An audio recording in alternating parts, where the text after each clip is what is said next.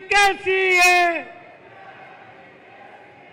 प्रियंका गांधी कैसी है? प्रियंका गांधी कैसी है? कांग्रेस पार्टी आज उस महामना जिन्होंने एक मजबूत संविधान लिखा, डॉक्टर अंबेडकर साहब की 134वीं जयंती है। उस महामना को भी हम याद करेंगे। मैं कहूंगा डॉक्टर भीमराव अंबेडकर, आप कहेंगे अमर रहे। Doctor Bhimrao Ambedkar, doctor Bhimrao Ambedkar. मैं माननीय प्रियंका गांधी जी से, पूर्व मुख्यमंत्री आदरणीय अशोक गहलोत जी से, प्रदेश अध्यक्ष गोविंद सिंह डोटासरा जी से आग्रह करूंगा कि वे आए, उस महामना को पुष्पांजलि करें, जिनकी वजह से आज एक मजबूत संविधान लिखा गया, समता और न्याय की इस देश में बात हुई। डॉक्टर बाबा साहब अंबेडकर की छाया चित्र पर पुष्पांजलि करें। आदरणीय अशोक गहलोत जी, प्रियंका गांधी जी, गोविंद सिंह डोटासरा जी और सुखजिंदर रंधावा जी से मैं आग्रह करूंगा कि वो आए।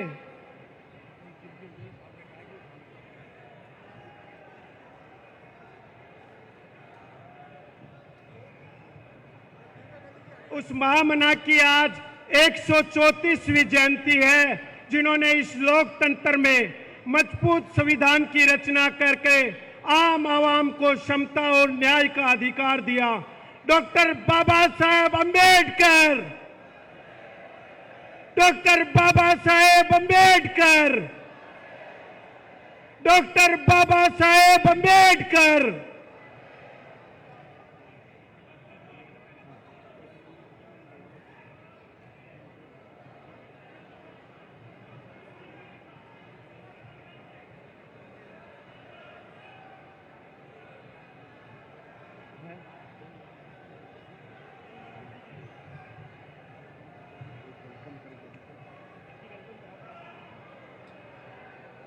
अब मैं आमंत्रित करूंगा नारी शक्ति की आवाज आदरणीय प्रियंका गांधी जी का चुनरी पहनाकर स्वागत करेगी हमारी कांग्रेस की प्रत्याशी रही जालोर से रमीला मेघवाल जी, सरोज चौधरी जी और यह भीनमाल की विमला बोरा जी, चेयरमैन जो नगर पालिका है, उनसे आग्रह करूंगा कि वो प्रियंका गांधी जी को चुनरी पहनाकर स्वागत करें।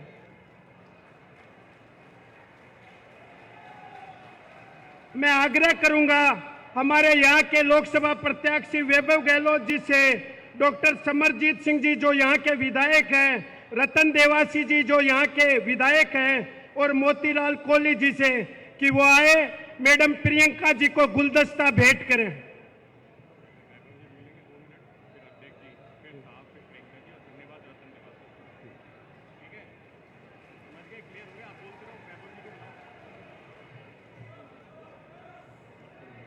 समर्थी चिन्ह के लिए मैं राज्यसभा सांसद नीरज डांगी जी से, लीलाराम ग्रासिया जी से और परंपरागत वेशभूषा में जमुना देवी, हंसा देवी, राउता राम और गलबा राम आए और समर्थी चिन्ह भेंट करें आदरणीय प्रियंका गांधी जी को।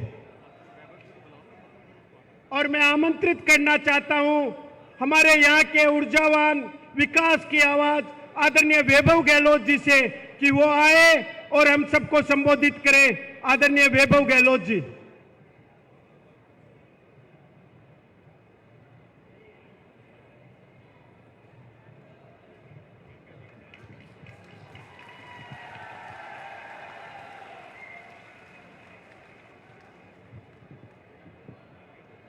हमारी नेता अखिल भारतीय कांग्रेस कमेटी की महासचिव श्रीमती प्रियंका गांधी जी, यहाँ मंच पे मौजूद राजस्थान के पूर्व मुख्यमंत्री आदरणीय श्री अशोक गहलोत जी, एआईसीसी के प्रभारी आदरणीय रंधावा साहब, प्रदेश कांग्रेस कमेटी के सम्मानित अध्यक्ष आदरणीय डोटासरा जी, सम्मानित मंच, आज इस मीटिंग में पधारे हुए मेरे बड़े बुजुर्गों, भाइयों, माताओं, बहनों, युवा साथियों, मैं सबसे पहले तो मेरी ओर से और आप सबकी ओर से हमारी नेता श्रीमती प्रियंका गांधी जी का जालोर सिरोही लोकसभा क्षेत्र में बहुत बहुत स्वागत करता हूं, बहुत बहुत अभिनंदन करता हूं। साथ ही नवरात्रि के समय में आपके यहाँ आगमन से हम सबको बहुत ऊर्जा मिली है। मैं कहना चाहूँगा कि जालोर सिरोही में जिस तरीके से पिछले 20 सालों में भाजपा के सांसद रहे हैं, मगर अफसोस होता है कि इतना लंबा समय मिलने के बावजूद भी जालोर सिरोही लगातार पिछड़ता गया। ज़्यादा लंबी बात ना कहते हुए मैं एक बार पुनः निवेदन करूंगा कि 26 अप्रैल को आप सबका आशीर्वाद मिले, आप सबका समर्थन मिले तो जालोर सिरोही का विकास की बात करूंगा। आप सबके सुख दुख में हमेशा खड़ा रहूंगा। बहुत बहुत धन्यवाद। और एक बार पुनः मैं हमारी नेता श्रीमती प्रियंका गांधी जी का बहुत बहुत आभार प्रकट करता हूं, धन्यवाद देता हूं कि आपने अपना समय निकाला और जालोर सिरोही की जनता को संबोधित करने आप यहाँ पधारी हैं। बहुत बहुत धन्यवाद। जय हिंद। प्रियंका गांधी कैसी है? प्रियंका गांधी कैसी है? अब मैं आमंत्रित करूंगा हमारे ऊर्जावान प्रदेश कांग्रेस कमेटी के प्रदेश अध्यक्ष आदरणीय गोविंद सिंह डोटासरा जी से कि वो आए, हम सबको संबोधित करें। आदरणीय डोटासरा जी। हमारी सबकी नेता परम आदरणीय प्रियंका गांधी जी, हमारे पूर्व मुख्यमंत्री आदरणीय अशोक गहलोत साहब, हमारे प्रभारी आदरणीय सुखजिंदर रंधावा साहब, आपके लोकप्रिय कैंडिडेट भाई वैभव गहलोत जी, सम्मानित मंच, आदरणीय बुजुर्गों, युवा साथियों, माताओं बहनों, प्रेस के मीडिया के साथियों, आज हमारे लिए बड़े सौभाग्य का विषय है कि हमारी नेता आदरणीय प्रियंका गांधी जी हमारे सबके बीच में आई हैं। हम करतल ध्वनियों के साथ इनका हार्दिक स्वागत करते हैं, अभिनंदन करते हैं। भाइयों, 26 तारीख आ रही है और 26 तारीख को आपके मत से फैसला होना है। इस तानाशाह सरकार को उखाड़ फेंकना है जो ईडी, इनकम टैक्स और सीबीआई का संवैधानिक संस्थाओं का दुरुपयोग कर रही है, किसानों को जलील कर रही है, माओवादी, डाकू, अत्याचारी और पता नहीं क्या क्या कह रही हैं। और मैं समझता हूं कि आज समय बदल चुका है। लोग समझ चुके हैं कि 10 साल से मोदी जी केवल जुमले देने का काम करते हैं, केवल झूठ बोलने का काम करते हैं। इनकी गारंटियां सारी फेल हो चुकी हैं। राजस्थान में पिछले 5 साल में अशोक गहलोत जी के नेतृत्व में कांग्रेस की सरकार ने जो 10 गारंटियां दी हैं, वो गारंटी मोदी की एक भी गारंटी वैसी नहीं है। आज हमारे नेता राहुल गांधी जी जिन 5 मुद्दों को लेकर के युवा, श्रमिक, किसान और सबके लिए जिस प्रकार से भागीदारी के लिए उन्होंने पूरे देश में यात्रा की है, आज पूरा देश राहुल गांधी जी, खड़गे साहब और प्रियंका गांधी जी के साथ कांग्रेस को मजबूत करने में लगा हुआ है। इसलिए मैं आपसे अपील करने के लिए आया हूं कि ये बहुत हो चुका है। 10 साल दे दिए, 3650 दिन इनको दे दिए, इसके बावजूद एक भी काम इन्होंने ढंग से किया नहीं है। मैं आग्रह करना चाहता हूं कि 26 तारीख को जो बैलेट पेपर मशीन आएगा उसमें 2 नंबर के ऊपर वैभव गहलोत जी का नाम आएगा, आगे इनकी फोटो आएगी, फोटो के आगे हाथ का निशान आएगा और निशान के आगे एक नीलो बटन आवेगो। भी नीले बटन ने इतने जोर से दबाओ, इतने जोर से दबाओ कि भी मैं चू बोले और चूबक के सागे जालोर सिरोही से वैभव गहलोत एमपी बने और बीजेपी के कैंडिडेट का मोरिया बोले। ये मैं निवेदन करना चाहता हूं। आप सबका बहुत बहुत धन्यवाद। बोलेगो मोरियो, बीजेपी को मोरियो बोलेगो। हाथ खड़ा कर प्रियंका जी ने विश्वास दिलाओ कि मोरियो बुला देगा, वैभव गहलोत ने एमपी बना देगा। बहुत बहुत धन्यवाद। जय हिंद, जय भारत। बहुत बहुत धन्यवाद आदरणीय डोटासरा जी। अब मैं आमंत्रित करूंगा राजस्थान के मारवाड़ के गांधी जिन्होंने गरीब को गणेश मानकर संकल्प लिया, सेवा का संकल्प लिया, जननायक यशस्वी पूर्व मुख्यमंत्री आदरणीय अशोक गहलोत जी से कि वो आए, हम सबको संबोधित करें। आदरणीय अशोक गहलोत जी।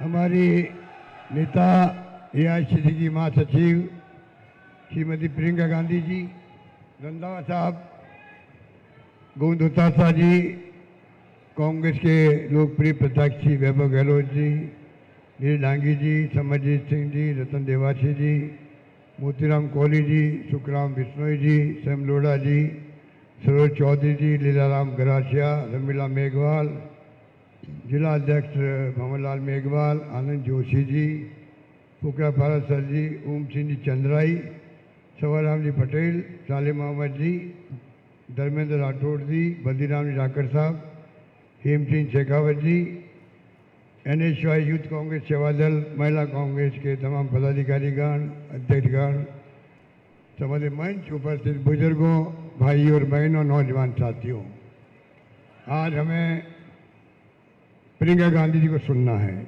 जिसको आप देखते हैं सोशल मीडिया में, सुनते हैं, विचार जानते हैं।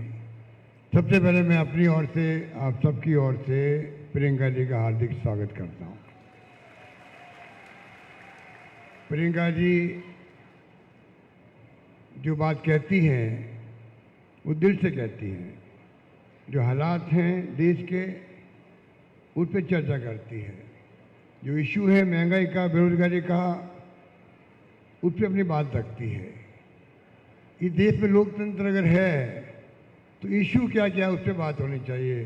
जो राहुल गांधी का यात्रा में था, महंगाई, बेरोजगारी, गरीब अमीर के बीच में खाई बढ़ती जा रही है और सभी लोग प्यार मोहब्बत भाईचारे रहे, ये इशू है। पर जिस प्रकार से एनडीए गवर्नमेंट, प्रधानमंत्री मोदी जी ने कैंपेन चला रखा है, उम्मीदवार का कोई नाम नहीं है वहाँ पर, पार्टी का नाम भी पीछे हो गया और मोदी जी अपने नाम से वोट मांग रहे हैं। ये बहुत ही खतरनाक संकेत है देश के लिए। ये लोकतंत्र है, ये लोकतंत्र महात्मा गांधी, पंडित नेहरू, सरदार पटेल, मौलाना आज़ाद के वक्त में डॉक्टर अंबेडकर साहब ने दिया है संविधान के माध्यम से। इस संविधान को ही बदलना चाहते हैं, लोकतंत्र की हत्या करना चाहते हैं। इसीलिए आज ईडी, इनकम टैक्स, सीबीआई का दुरुपयोग हो रहा है। इलेक्ट्रल बॉन्ड आ गए, ईडी भेजो और बॉन्ड मंगाओ, ये स्थिति आ गई। तो जो हालात देश में बने हैं उनको समझना पड़ेगा हम सबको, किस प्रकार के हालात हैं, कौन पार्टी आपकी हितैषी है, देश को एक रख सकती है, अखंड रख सकती है। इंदिरा गांधी जी प्रधानमंत्री पद पर रहते हुए उनकी हत्या हो गई, सीना छलनी हो गया उनका, खालिस्तान नहीं बनने दिया। इंदिरा गांधी ने पाकिस्तान के 2 टुकड़े कर दिए, बांग्लादेश बना दिया। राजीव गांधी शहीद हो गए। आप सोच सकते हो कि आज़ादी के पहले भी त्याग, बलिदान, कुर्बानी करने वाली पार्टी कांग्रेस है। पंडित नेहरू जैसे लोग 10-10 साल जेलों में बंद रहे थे। इनको पूछो, आपने उंगली भी कटाई है क्या? आपने बड़ी बड़ी बातें करते हैं, 76 साल में क्या हुआ। आपने वादे किए थे वो तो खोखले साबित हुए, ना काला धन आया, ना 2 करोड़ नौकरियाँ लगी, ना अपना किसानों का दुगनी आय हुई। क्या कहा आपने, क्या किया आपने? इसलिए हालात बड़े गंभीर हैं। 2 मुख्यमंत्री जेल में बैठे हुए हैं, आपको मालूम है। कांग्रेस खाते बंद कर दिए, यूएनओ को बोलना पड़ा है, अमेरिका, जर्मनी बोल रहा। तो आप सोच सकते हैं ये तमाम बातें जो है ये संकेत देती है लोकतंत्र बचेगा क्या देश से, आगे चुनाव भी होंगे कि नहीं होंगे। हमारे खड़गे साहब ने बात कही, इसलिए मैं लंबी बात नहीं कहता हुआ, क्योंकि मैं 5 बार एमपी रहा हूँ जोधपुर से, और आपके आशीर्वाद से मैं 3 बार मुख्यमंत्री बन गया। सोनिया गांधी जी ने, राहुल गांधी जी ने प्रियंका गांधी जी ने मुझे अवसर दिया 3 बार, किसे कहते हैं, और 5 साल पूरे किए हमने, सरकार टूटने नहीं दी हमने। और जो काम किया वो आपके सामने है। आज गांव में अभी से ही सरकार हमारी नहीं बनी है कि झूठ बोल बोल के प्रधानमंत्री सरकार नहीं बनने दी। अब उनकी झूठ की पोल खुल रही है, पर काम जो अपने किए हैं गांव में अभी 3 महीने नहीं हुए, 3 महीने हुए करीब करीब सरकार को। हमारी स्कीमों को लोग याद करते हैं, नई गवर्नमेंट कुछ काम नहीं कर पा रही है उसकी चर्चा करते हैं, और प्रधानमंत्री के मोदी के झूठ बोलने की चर्चा करते हैं। मैं आपसे अपील करना चाहूँगा कि मैनिफेस्टो कांग्रेस आया, अभी आपको प्रियंका जी बताएंगी, शानदार इतिहास बन गया मैनिफेस्टो का, 25 गारंटी दी गई आपको।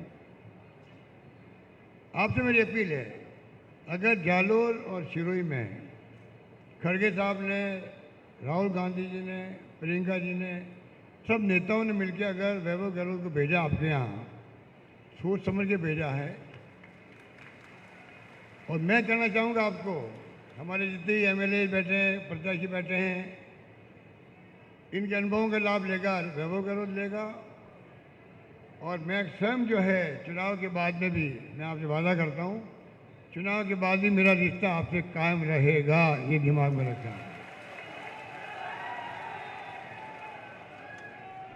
और हम सब मिलके जो समस्याएं यहाँ की है, वैभव गहलोत ने बताई आपको, रेलवे की हो, हाईवेज की हो, इरिगेशन की हो, पानी की पीने की हो, तमाम समस्याओं को हम सब मिल करके, सबके सहयोग से हम आगे बढ़ेंगे, संघर्ष करेंगे। और जो हमारी स्कीमें हैं ये बंद कर रहे हैं, कमज़ोर कर रहे हैं, आप सबके साथ मिलकर संघर्ष करेंगे, इस गवर्नमेंट को झुकाएंगे, कोई हमारी योजना बंद नहीं हो सके, चालू रहे, चाहे वो स्वास्थ्य की हो, चाहे शिक्षा की हो, पानी की योजना हो, बिजली की हो, इरिगेशन की हो, रेलवे की हो। यही बात करता हूँ। मैं चाहूँगा प्रियंका जी आपको अपनी बात कहें। मैं पुनः अपनी ओर से, आप सबकी ओर से उनका हार्दिक स्वागत करता हूँ और उनको आग्रह करता हूँ कि प्रियंका जी आकर के हमें संबोधित करें। धन्यवाद। बहुत बहुत धन्यवाद पूर्व मुख्यमंत्री जी। प्रियंका गांधी, प्रियंका गांधी, प्रियंका गांधी कैसी है? प्रियंका गांधी कैसी है?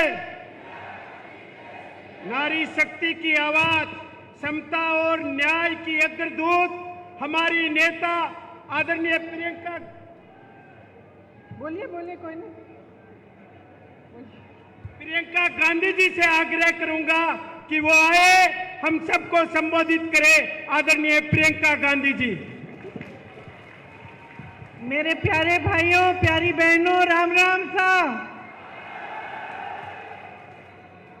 आदरणीय श्री अशोक गहलोत जी, श्री गोविंद दोतासरा जी, श्री सुखजिंदर सिंह रंधावा जी, श्री नीरज डांगी जी, श्री वैभव गहलोत जी, श्री समरजीत सिंह जी, श्री रतन देवासी जी, श्री मोतीराम कोहली जी, श्री सुखराम बिश्नोई जी, भंवरलाल मेघवाल जी, श्री आनंद जोशी जी, श्री रामीला मेघवाल जी, श्रीमती रमीला मेघवाल जी, श्रीमती सरोज चौधरी जी, श्री लीलाराम गरासिया जी। आप सबका और मंच पर उपस्थित सभी नेता गण का इस सभा में बहुत बहुत स्वागत। वीरों की ये धरती है राजस्थान। यहाँ आकर खुशी होती है, गर्व महसूस होता है। और जालौर तो एक ऐसी जगह है जहाँ के लोग कर्मठ हैं, यहाँ की धरती के मेहनती लोग हैं। जब यहाँ से आप बाहर भी जाते हैं, पलायन करके काम करके दिखाते हैं, बड़े बड़े व्यापार आपने बनाए, खूब रोजगार आपने दिलवाए। यहाँ पे भिनमाल में मोजड़ी का उद्योग है। आप सबका बहुत बहुत आदर करते हैं हम। और क्योंकि मैं आपका आदर करती हूँ, आज मैं आपसे कुछ सीधी सीधी बातें करना चाहती हूँ। वरना चुनाव के समय क्या होता है कि लंबे लंबे भाषण दिए जाते हैं। अक्सर आपको भी लगता होगा कि नेता भाषण दे रहा है, लेकिन जो कहना चाह रहा है वो सच्चाई कह रहा है कि नहीं, आपके सामने जो असलियत है वो रख रहा है कि नहीं। इसीलिए मैं चाहती हूँ कि आपसे कुछ बातचीत करूँ, आपके सामने एक सच्चाई रखूँ, ताकि जब चुनाव आएगा, जब पोलिंग का दिन आएगा, तो आप ठीक तरह से अपने विवेक को इस्तेमाल करके पूरी जागरूकता से अपना वोट दे पाएं। देखिए, चुनाव का जो समय होता है वो हिसाब लेने का समय भी होता है कि नहीं? अभी हाल में राजस्थान का चुनाव था। आप अशोक गहलोत जी की सरकार से खुश भी थे, हो सकता है थोड़ा सा शिकवा गिला भी था, इसीलिए आपने सरकार बदली कि नहीं? हाँ कि नहीं? तो देखिए, आपने सरकार बदली और क्या देखा कि जो स्कीमें आपके लिए अशोक जी ने शुरू की थी, जो 25 लाख की बीमा की, स्वास्थ्य बीमा की स्कीम थी, उसको क्या हुआ? कौन बताएगा? बंद हो गई। आपको 25 लाख तक मुफ्त स्वास्थ्य की सुविधाएं मिल रही थी। आज क्या हालात है? आज मिल रही हैं? नहीं मिल रही हैं। आपको जो तमाम सुविधाएं मिल रही थी, आज लगभग उनको बंद किया गया है। और ये इसलिए है कि जो सरकार आपने अब चुनी है अपने प्रदेश में, वो सरकार आपके हित के लिए काम नहीं कर रही है। अब अगला चुनाव आया है, पूरे देश का चुनाव है, तो सोच समझ के अपना वोट दीजिएगा। आपने खुद अपने प्रदेश में देखा है कि जो आपके लिए अच्छा हो रहा था वो बंद कर दिया गया है। तो क्या पूरे देश में आप ऐसा चाहते हैं? तो ये तय करने का समय है कि आप चाहते क्या हैं। आजकल चुनाव के समय एक अजीब सा माहौल बन गया है। आपने देखा होगा, आपके ध्यान को भटकाने वाली सारी बातें हो रही हैं। बड़े बड़े प्रचार हो रहे हैं, अजीब सी बहकी बातें हो रही हैं। आपने सुना होगा, प्रधानमंत्री जी के भाषण सुने होंगे, कहाँ की बातें करते हैं। अभी राजस्थान आए तो अपने भाषण में कह डाले कि आपके जन जन के आराध्य बाबा रामदेव साहब, उनका जन्म कश्मीर में हुआ।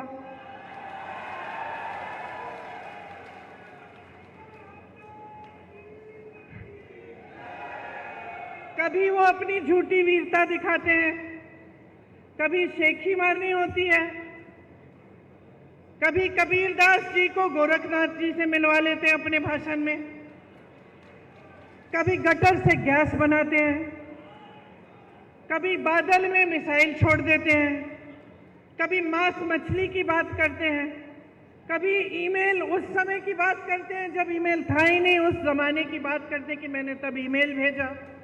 कभी हवा में उड़ते हैं तो कभी समुंदर के नीचे चले जाते हैं। अब मैं आपसे एक सीधी सी बात पूछना चाहती हूँ, बहनों और भाइयों, आप दूर दूर से यहाँ आए हो एक नेता की बात सुनने के लिए। इन बातों से आपके जीवन का क्या मतलब है, बताइए? कोई मतलब है? मेरी बहनें यहाँ बैठी हैं, सबसे बड़ी आपकी समस्या आज क्या है? क्या है? महंगाई है। मुझे लगता है कि कुछ हो गया है मोदी जी को, समझ नहीं पा रहे हैं। क्या होता है ना, कई बार इतनी सत्ता हो जाती है कि लोग सच्चाई बताते ही नहीं हैं, घिर जाता है इंसान, चाहे उसके संघर्ष की कुछ भी उसका अनुभव होता है, लेकिन जब सत्ता इतनी हो जाती है लोग डरते हैं, अधिकारी डरते हैं, जो साथ में काम करते हैं वो डरते हैं कि असलियत ना बताएं, तो वो इंसान कट जाता है जनता से। और मुझे सचमुच लगता है कि मोदी जी कट चुके हैं देश की जनता से। कैसी कैसी बातें कर रहे हैं, जब आपकी समस्याएं सीधी सीधी महंगाई, बेरोजगारी सबसे बड़ी समस्याएं। 10 सालों में आप बताइए मुझे महंगाई घटी है? बेरोजगारी बढ़ी है कि नहीं? बढ़ी है ना? आपको मालूम है बहनों, आज 45 साल में सबसे ज्यादा बेरोजगारी ये देश देख रहा है। किसकी बदौलत? मोदी जी की 10 साल की सरकार रही है। आज कह रहे हैं कि सिलेंडर को 400 में बिकवाएंगे, तो पिछले इतने सालों से 1200 में क्यों खरीदवाया? मेरी बहनें सिलेंडर भर नहीं पा रही थी, तब कहाँ थे मोदी जी? चुनाव नहीं था ना बहनें, इसलिए चुनाव नहीं था। अब चुनाव आ रहा है तो सिलेंडर का दाम घट रहा है, चुनाव आ रहा है तो महंगाई घटाने की कोशिश हो रही है। नहीं तो अब तक पेट्रोल डीजल के दाम क्या थे? नहीं तो अब तक आप अगर दुकान जाती हैं, आजकल नवरात्रि का समय है, त्योहार का समय है, आप दुकान जाती हैं अपने बच्चों के लिए कपड़े खरीदने के लिए, अच्छे अच्छे कपड़े पहनेंगे इस समय, या कुछ खरीद और जूते खरीदने के लिए, या फिर सब्जी भाजी खरीदने के लिए अगर आप दुकान जाती हैं तो क्या होता है? घबराहट होती है कि नहीं कि आधी चीज़ें खरीद नहीं पा रही हैं? मुश्किल से आप पैसा इकट्ठा करती हैं। जब कोई बीमार होता है घर में तो इलाज के समय क्या होता है? जमीन बेच देते हैं, अपनी जमीन बेच देते हैं। बच्चों की शादी करानी पड़ती है तो क्या करते हैं? कर्ज लेते हैं। तो जब ये है आपकी स्थिति, जब आपका जीवन हर रोज आप संघर्ष कर रहे हैं, चाहे मेरी बहनें हों, चाहे मेरे भाई हों जो खेती का काम करते हैं, आप बताइए खेती में जो जो सामान आप इस्तेमाल करते हैं वो महंगे हुए हैं कि नहीं? पेट्रोल डीजल तो छोड़िए, लेकिन हर चीज पे आपको जीएसटी देनी पड़ती है कि नहीं? उससे क्या हुआ? आपकी मुश्किलें बढ़ी हैं। खेती किसानी में से जो नौकरियां, जो रोजगार मिलते थे वो बंद हो रहे हैं, क्योंकि खेती से कमाई नहीं हो रही है। जो सामान आपको इस्तेमाल करने होते हैं, चाहे खाद हो चाहे कुछ भी हो, उस पर जीएसटी भर भर के आपकी कमर तोड़ी जा रही है। महंगाई से आप जूझ रहे हैं, आपकी कोई सुनवाई नहीं है। ऐसे कानून लाए थे ये लोग कि सिर्फ बड़े बड़े अरबपतियों के फायदे के कानून। जब किसानों ने आंदोलन किया, दिल्ली में गए, महीनों के लिए सर्दी में बैठे, प्रधानमंत्री जी का घर कुछ किलोमीटर दूर था, प्रधानमंत्री मोदी जी निकले ही नहीं, बात नहीं की, सुनवाई तक नहीं की। ये नहीं सोचा कि लाखों किसान महीनों से सर्दी में बैठे हैं, उनकी कम से कम हम बात सुन लें। फिर क्या हुआ? उस समय उत्तर प्रदेश का चुनाव आ रहा था, उत्तर प्रदेश का चुनाव आ रहा था, किसान बैठे हुए थे बाहर दिल्ली के, महीने बीत गए, किसी ने पूछा नहीं। जैसे ही चुनाव आने लगा, मोदी जी ने काले कानून रद्द कर दिए। तो आप नीति समझिए और नियत समझिए। इनकी नियत ठीक नहीं है। इनकी नीतियां सिर्फ बड़े बड़े अरबपतियों के लिए हैं। आपने अभी कहा जमीन बेचते हैं अगर जरूरत पड़ती है। आपने कहा किसी की शादी होती है, जमीन बेचनी पड़ती है या कर्ज लेना पड़ता है। आपने देखा होगा कुछ दिनों पहले एक बड़े अरबपति के बेटे की शादी हुई। आपने देखा होगा कि किस धूमधाम से शादी की। ठीक है, बुरी बात नहीं है, जिसको जैसा करना है करे, लेकिन आपने कभी सोचा है कि इतना पैसा कहां से आ रहा है? इतना पैसा कहां से आ रहा है? इतना पैसा इसलिए है इन लोगों के पास क्योंकि मोदी जी ने इनके कर्ज माफ किए हैं। 16,000 करोड़ रुपए के इनके कर्ज माफ किए हैं। अब आप सोचिए, 16,000 रुपए का कर्ज था, माफ किया गया, और जो किसान सड़क पे बैठा हुआ अपना हक मांग रहा था, जो किसान 10,000 रुपए के लिए आत्महत्या कर रहा है, जो किसान कर्ज में डूब रहा है, उसका कर्ज माफ करने की बात ही नहीं।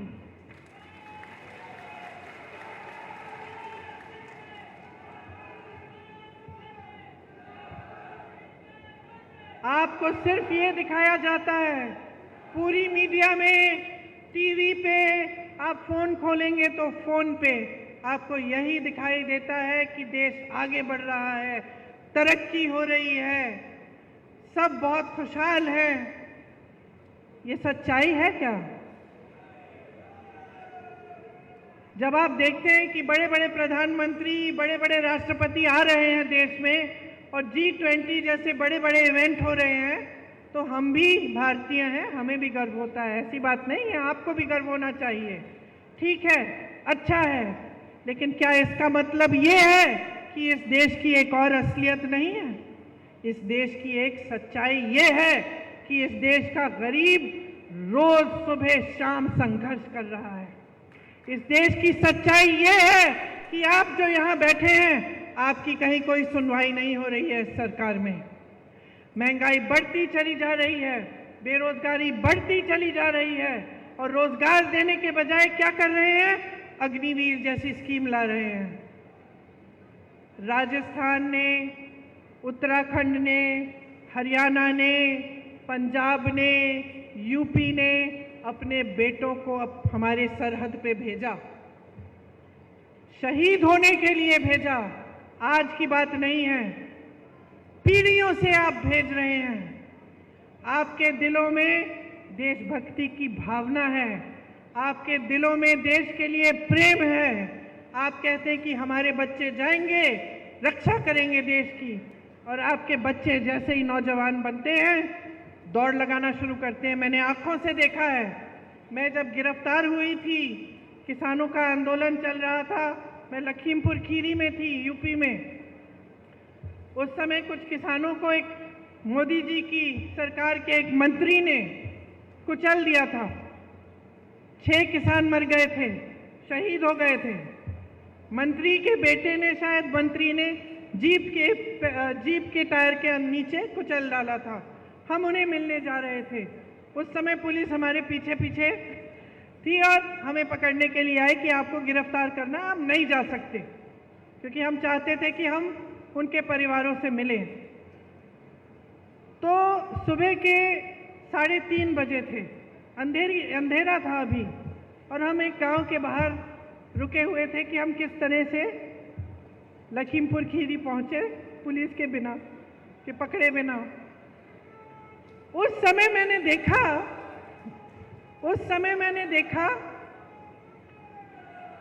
कि 15-20 लड़के, नौजवान एक ग्रुप में दौड़ लगा रहे हैं।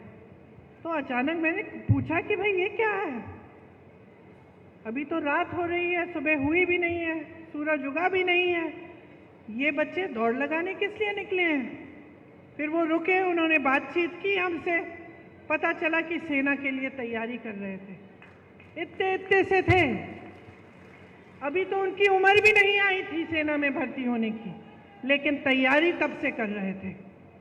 क्या उम्मीदें होंगी उनकी, क्या आशाएं होंगी, दिल में कैसी भावना होगी देशभक्ति की, और ये भी भावना कि अपने माता पिता के लिए बड़े होकर हम कमाएंगे, एक स्थायी रोजगार मिलेगा, सेना में हम भर्ती होंगे, हमारे माता पिता को गर्व होगा और हम उनका देखभाल कर पाएंगे। ये भावना ये मोदी जी समझ ही नहीं पा रहे हैं। जो अग्निवीर जैसी स्कीम निकालते हैं, वो ये भावना को समझ नहीं सकते। उन्होंने इन सब आशाओं को चूर चूर कर दिया, इन उम्मीदों को वो खत्म कर दिया। वो समझे नहीं कि सेना में भर्ती होने का मतलब क्या है नौजवानों के लिए और तमाम देश की जनता के लिए, समझ नहीं पाए। अब उन्होंने वही चीज़ 4 सालों की कर ली। 4 सालों के लिए कौन करेगा? एक बच्चा आया हमारे पास मुंबई में, मेरे भाई की यात्रा थी, पास आया, रोने लगा। कहा कि आपको मालूम है 2 बार मैं भर्ती हो चुका हूँ, मेरा नाम आ चुका है सूची में, लेकिन हिम्मत नहीं हो रही है दीदी। 5 सालों के लिए हिम्मत नहीं हो रही है कि मैं ये काम करूं। पिताजी भी कह रहे हैं बेटा छोड़ दो, कोई फायदा नहीं है, 5 सालों के लिए तुम जाओगे, क्या पता क्या होगा, स्थायी तुम्हें रोजगार नहीं मिल रहा है। पूरे जीवन के लिए तुम कमा नहीं पाओगे, वापस आओगे तो क्या होगा। तो अब ये स्थिति हो गई है कि रोजगार बनाने के बजाय आप रोजगार घटा रहे हैं। खेती से रोजगार बनता था, आज खेती में कमाई नहीं बची। छोटे छोटे जो कारोबार थे, छोटे बिजनेस थे, जो यहाँ के इतने सारे व्यापारी हैं, आप रोजगार बनाते थे, आज आपकी मुश्किलें बढ़ गई हैं। जीएसटी से, नोटबंदी से, ऐसी नीतियों से जिससे आपकी भी कमर टूट रही है, जिससे आप खुद कमा नहीं पा रहे हैं। तो ये जो सरकार है ये आपके लिए नहीं चल रही है। देखिए, कांग्रेस पार्टी ने इस बार ये बात गहराई से समझी है। हम इस बात को समझे हैं कि पिछले 10 सालों के लिए मेरी बहनें आपके साथ अन्याय हो रहा है, मेरे भाई आपके साथ अन्याय हो रहा है, किसानों के साथ अन्याय हो रहा है, नौजवानों के साथ अन्याय हो रहा है, बहनें आपके साथ अन्याय हो रहा है। हम इस बात को गहराई से समझ रहे हैं। इसीलिए हम चाहते हैं कि हम ऐसी चीजें लाएं इस देश में जो आपको मजबूत बनाएं। जिस तरह से बड़े बड़े उद्योगपतियों के लोन माफ हो रहे हैं, जिस तरह से देश की पूरी संपत्ति इनको दी जा रही है, हवाई अड्डे इनके हो गए हैं, बड़े बड़े कारखाने इनके हो गए हैं जितने सरकारी थे जहां से रोजगार मिलते थे, बंदरगाह इनके हो गए हैं। हम चाहते हैं कि ये सारी संपत्ति वापस आपके हाथों में आए, क्योंकि बहुत संघर्ष हो गया है और आप झूठों के बहुत शिकार हो गए हैं। आपको सिर्फ झूठ ही झूठ बताया जाता है, सच्चाई आपके सामने रखी ही नहीं जाती। हमारी इच्छा है और हमने ये घोषणा की है कि केंद्र में जो 30 लाख रोजगार खाली पड़े हुए हैं उन्हें हम भरेंगे। अगर एक नौजवान स्नातक पास होता है और उसको नौकरी नहीं मिल रही है, हम उसको अप्रेंटिसशिप के तौर पे, जैसे जो अमीर लोग होते हैं उनके बच्चे पढ़ाई करते हैं, उसके बाद उनको 1 साल के लिए किसी के में जॉब लगा देते हैं, 1 साल के लिए उनको थोड़ा बहुत पैसा कमा लेते हैं और वो सीख भी लेते हैं। लेकिन गरीबों के लिए ये मौका नहीं मिलता। तो हमने कहा है कि हम आपके लिए ये मौका बनाएंगे। जो बच्चे स्नातक पास हैं उनको 1 लाख रुपए मिलेंगे अप्रेंटिसशिप करने के लिए। जो गिग इकोनॉमी में काम करते हैं, मतलब जो डिलीवरी के होते हैं, डिलीवरी स्कूटर पे डिलीवरी करते हैं या इस तरह के काम करते हैं, उनकी आजकल सामाजिक सुरक्षा नहीं है। हम उनको सामाजिक सुरक्षा देंगे। 5,000 करोड़ का हम एक फंड बनाएंगे जो सिर्फ नौजवानों के लिए होगा। आप ताली बजा रहे हैं, नौजवान हैं, अगर आप एक छोटा सा अपना कारोबार शुरू करना चाहेंगे, एक स्टार्टअप बनाना चाहेंगे, अपना छोटा बिजनेस, तो इस फंड से आपको पैसे मिलेंगे।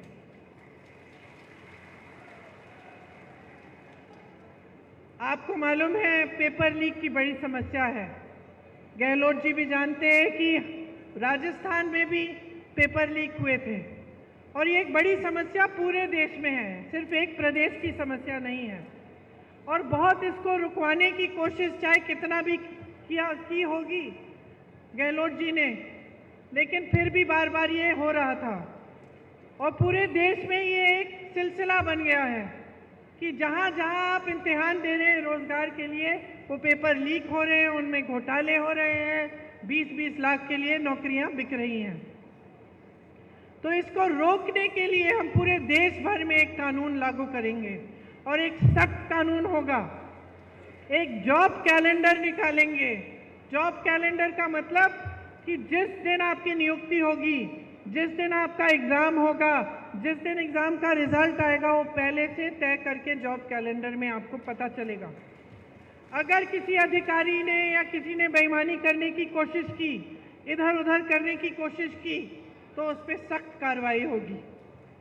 ये कानून लाएंगे हम चाहते हैं कि आप अपने पैरों पे खड़े हों। बहनों, आपके लिए जो महिला सबसे बड़ी महिला है एक परिवार में, उसके लिए 1 लाख रुपए मिलेंगे सालाना। हर साल, ताकि आप कुछ बचत अपनी कर पाओ, ताकि ये घबराहट ना हो कि बच्चों के लिए कुछ खरीदना है, नई वर्दी खरीदनी है, नए जूते खरीदने हैं, पैसे कहाँ से आएंगे। इसीलिए हम आपको सशक्त बनाने के लिए ये कर रहे हैं। और जितनी भी सरकारी नौकरियां हैं पूरे देश भर में, उनमें से 50% महिलाओं को देंगे। आज सबसे शोषित देश में श्रमिक ही होता है, सबसे ज़्यादा संघर्ष करता है, खास तौर से जो पलायन करके जाते हैं। आपने देखा कोविड के समय किस तरह से अपने गांव-गांव तक पैदल चले, क्या हुआ उनके साथ। उनके साथ जैसे मैंने कहा, सुरक्षा नहीं होती है, वेतन भी जो जी चाहे वो दे देते हैं जो ठेकेदार होते हैं। तो हम चाहते हैं कि खास श्रमिकों के लिए स्वास्थ्य का अधिकार हम कानूनी गारंटी बनाएंगे, ताकि जांच से इलाज तक पूरी सेहत और देखभाल उनको मुफ्त में मिलेगी। राष्ट्रीय न्यूनतम मजदूरी हम तय करना चाहते हैं, ताकि आपको 400 रुपये प्रतिदिन के कम से कम कोई नहीं दे पाएगा। और जो शहरी क्षेत्रों के लिए, जैसे हमने यहाँ गांव के क्षेत्रों में रोजगार की गारंटी दी, आपको मालूम होगा मनरेगा कांग्रेस ने शुरू किया था, उससे 100 दिन का जो रोजगार था वो आपको गारंटी मिलता था। ये अलग बात है कि मोदी जी ने उसको भी कमजोर करने की कोशिश की। शहरों में भी आपको इस तरह की रोजगार की गारंटी कांग्रेस पार्टी देना चाहती है और दे के दिखाएगी। मैंने अग्निवीर की बात की। अग्निवीर की जो स्कीम है उसको पूरी तरह से हम रद्द करवाएंगे। जैसे पहले सेना में आप जाते थे मान सम्मान के साथ आजीवन काम करने के लिए, देश की सुरक्षा के लिए, वैसे आप फिर से जाएंगे। देखिए, मैंने किसानों की बात की।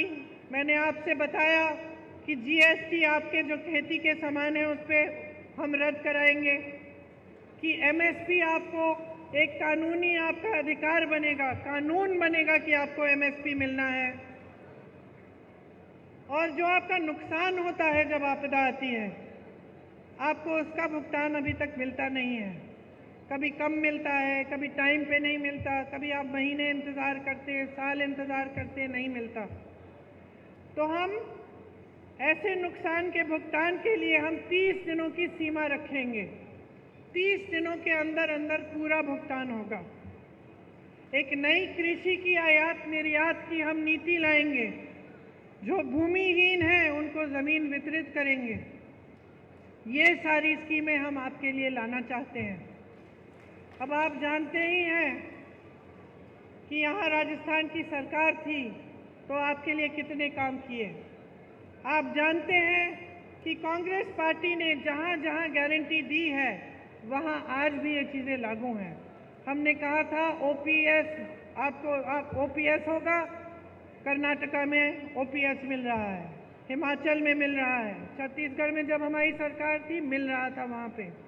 हमने कहा था महिलाओं को प्रति माह 2000 रुपये देंगे, कर्नाटका में आज मिल रहा है।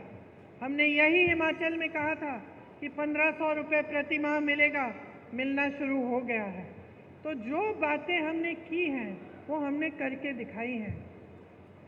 खोखली बातें नहीं हैं जैसे मोदी जी आपके सामने करते हैं कि 15 लाख आपके खाते में आ जाएंगे।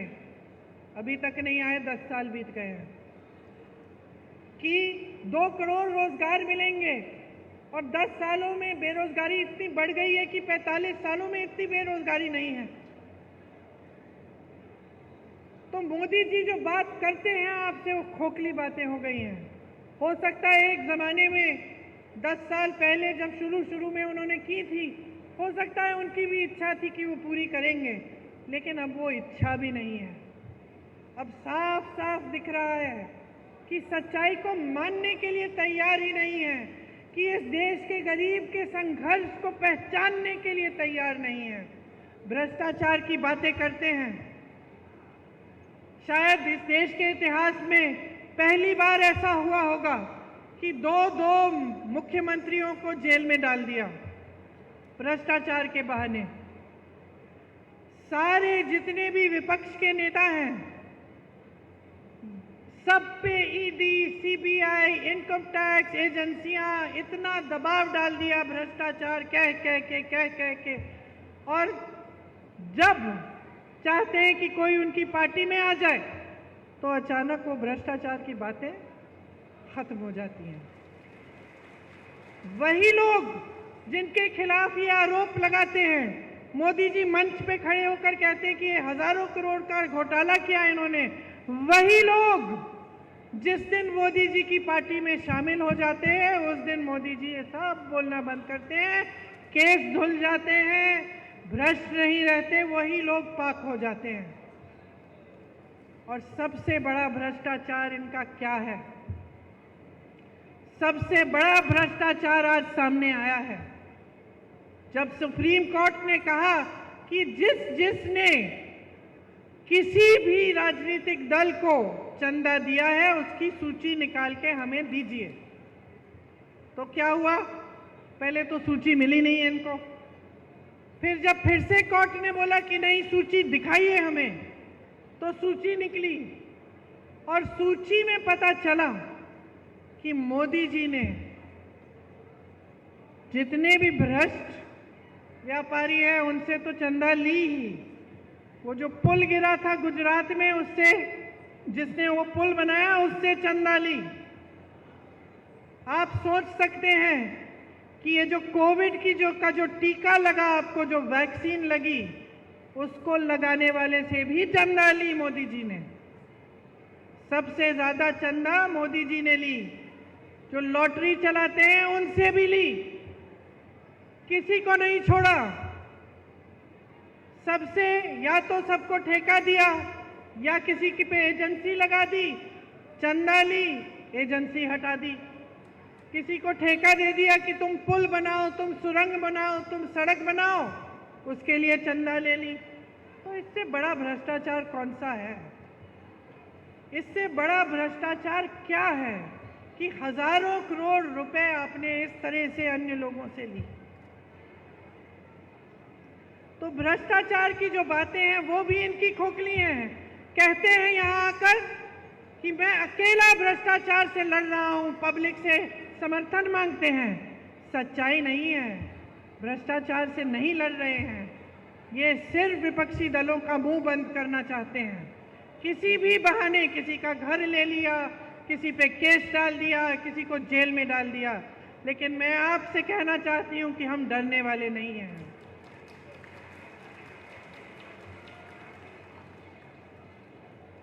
हम डरने वाले नहीं हैं, हम अपने रास्ते से भटकने वाले नहीं हैं। हम आपके लिए लड़ते रहेंगे, आपके लिए काम करते रहेंगे और आपकी सेवा करते रहेंगे।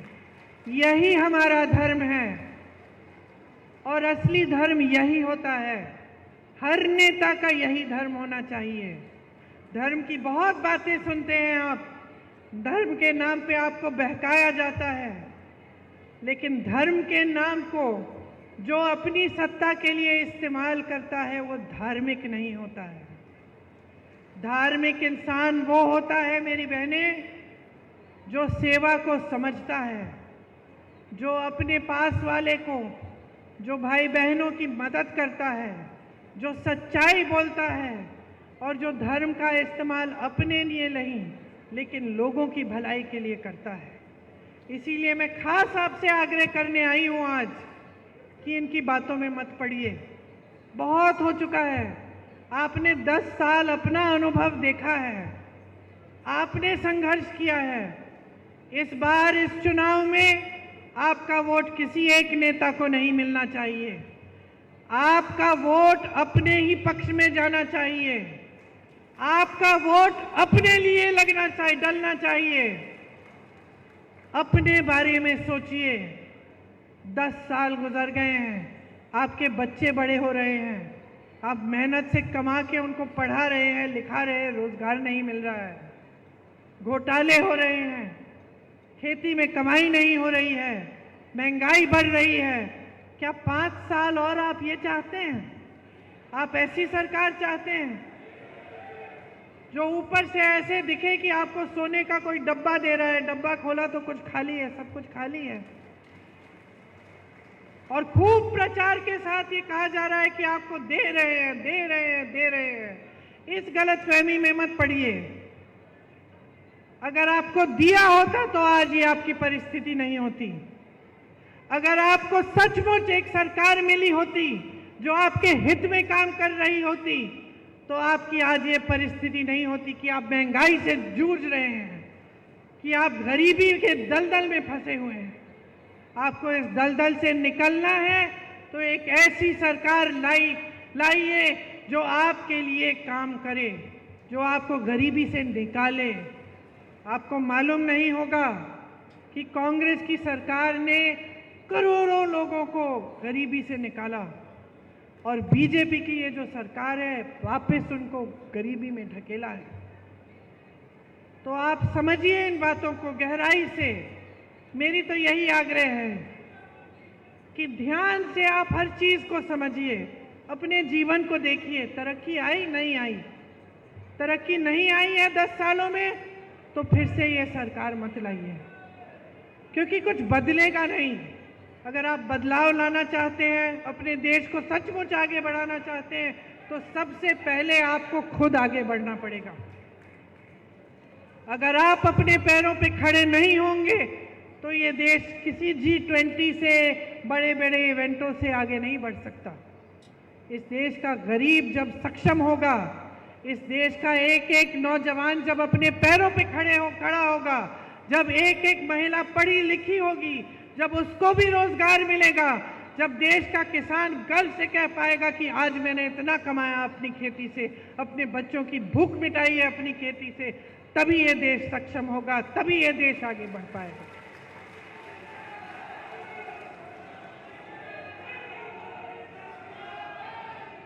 तो जिस दिन चुनाव आएगा उस दिन मैं आपसे पूरी उम्मीद रखती हूं कि आप सोच समझ के अपना वोट डालेंगे।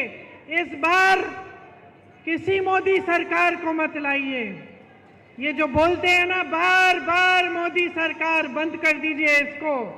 इस बार जनता की सरकार लाइए, अपनी सरकार लाइए, कांग्रेस की सरकार लाइए, ताकि आप मजबूत बने, आपकी शक्ति आपके हाथों में आए, आपकी संपत्ति आपको वापस मिले और आपका हमारा देश आगे बढ़े। आपसे बहुत बहुत धन्यवाद कि आपने इतनी ध्यान से मेरी बातें सुनी। मेरी बहनों को घर भी जाना पड़ेगा तो मैं आपको छोड़ती हूँ अब, और आपसे आग्रह फिर से करती हूँ कि आपने जिस तरह से मेरी बातें ध्यान से सुनी हैं उतने ही ध्यान से, एकदम जैसे अर्जुन की आंख, मछली की आंख पर अर्जुन का निशाना, अर्जुन का ध्यान रहता था, उसी तरह से अपना ध्यान अपने ऊपर रखिए, अपने विकास के ऊपर रखिए। हिसाब मांगिए मोदी जी से और इनकी सरकार बदल डालिए। जय हिंद।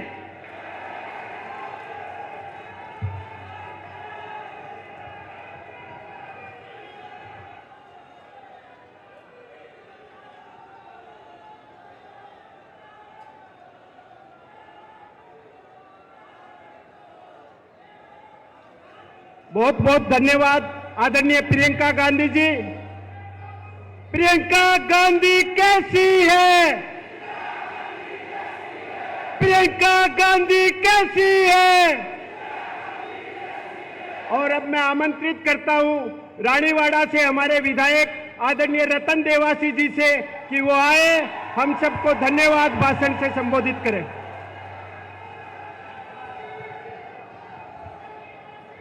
खाली सुनो खाली जिंदाबाद कहवाती कौम नहीं आवे। प्रियंका गांधी जी पहली बार जालोर सिरोई साचोर आइए, आवाज कान डाउनो चाहिए कि कांग्रेस की सीट जीते जा रही है, तो जोरदार ताली बजावे स्वागत करना चाहिए प्रियंका गांधी रो, और जोरदार था पड़ना चाहिए आप लोगों। जालोर सिरोई साचोर जो गुजरात रे सरहद माते है वो भी यानी कांग्रेस और देश रो सैनिक है। और अगर प्रियंका गांधी जी जालोर सिरोया साचोर पर पहली बार यानी धरती माते आई है तो आज जो आवाज है वो पूरे राजस्थान और गुजरात में जानी चाहिए। और आवाज मुंह नहीं, आवाज थे पुकावाइयो, कीगन पुकावाइयो, एक करंट आवनो चाहिए। करंट कीगन आवी जो थोड़े आवाज, थोड़ा नारो और थोड़ा तालियों थी आवी हाथ ऊंचा करें और हाथ ऊंचे करें बतावाइयो और जोर दी बे हाथ ऊंचा करें बताना चाहिए आप लोगों। वो आप लोगों बहुत बहुत धन्यवाद दो। मैं लोग गुजरात रे सरहद माते हो, प्रियंका जी पहली बार अटे मोरे बस में आई है और गुजरात रे सरहद वालों आदमी वो अपने आप में सक्षम पे चुनाव लड़वारो। मैं सब निवेदन करो और आप रे बातें है आज रे बाद घरे जावा रे बाद 20 साल रे बाद आ सीट कांग्रेस पार्टी रे खाता में आवनी चाहिए और महसूस होना चाहिए। अरे रास्ता दी थे जाओ, थे हाचौर जाओ, थे गुजरात साइड जाओ, थे पिलवाड़ा जाओ, थे आबू रोड जाओ, थे आहोर जाओ, थे भादरा दिल जाओ, जटे जाओ। आज सड़क बातें कांग्रेस ने नॉम रहा कोई नॉम निवेदन चाहिए और मैं आप लोगों को निवेदन करो। और अंत में माननीय प्रियंका गांधी जी का मैं बहुत बहुत आभार व्यक्त करता हूं कि आपने आज हमको यहाँ के आशीर्वाद दिया। आप इस धरती पे, इस देवनगरी पे, इस सरहद के गुजरात का जो बिल्कुल बॉर्डर है हमारा, उस जिले में आपका पहली बार आगमन हुआ है और आपका ये जोश, आपका आशीर्वाद एक करंट के रूप में हमारे काम करेगा। और ये जो सीट बरसों से नहीं आ रही है वो हम कांग्रेस के खाते में डाल के देंगे। आप सबका बहुत बहुत धन्यवाद। धन्यवाद। जय हिंद, जय कांग्रेस। बहुत बहुत धन्यवाद आदरणीय रतन जी भाई साहब।